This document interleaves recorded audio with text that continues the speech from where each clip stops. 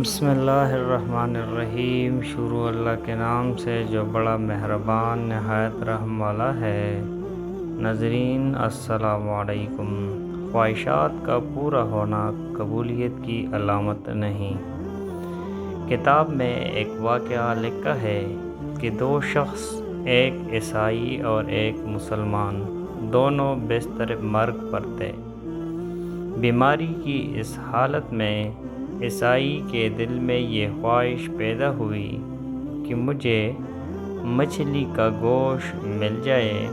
اللہ تعالیٰ نے فرشتے سے فرمایا کہ جاؤ عیسائی کے گھر کے تالاب میں مچھلی ڈال آؤ تاکہ اس کی خواہش پوری ہو جائے۔ مسلمان کے دل میں یہ آرزو ابھری کہ زندگی کے اس آخری حصے میں مجھے زیتون کا تیل میسر ہو جائے۔ اللہ پاک نے فرشتے کو حکم دیا کہ اس کے الماری کے اندر زیتون کا تیل ہے، جاؤ اسے گرا دو۔ اللہ تعالیٰ کا حکم ہے کہ اس عیسائی کی خواہش پوری کر دو اور اس مسلمان کا زیتون کا تیل گرا دو۔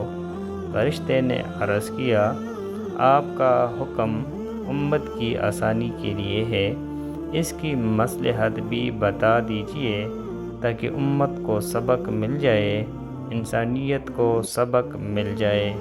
اللہ رب العزت نے فرمایا، وہ جو عیسائی ہے دنیا کے لحاظ سے اس کی ایک نیکی باقی ہے، میں چاہتا ہوں کہ اس کی اس نیکی کا بدلہ بھی دنیا کے اندر ہی دے دوں، اور جب وہ میرے پاس آئے تو اس کے لیے سوائے جہنم کے اور کچھ نہ ہو۔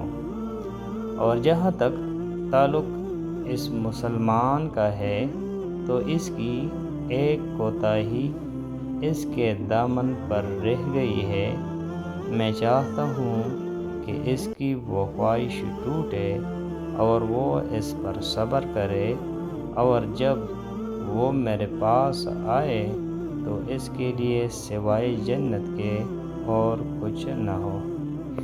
تو ناظرین، یہ تھی آج کی واقعہ۔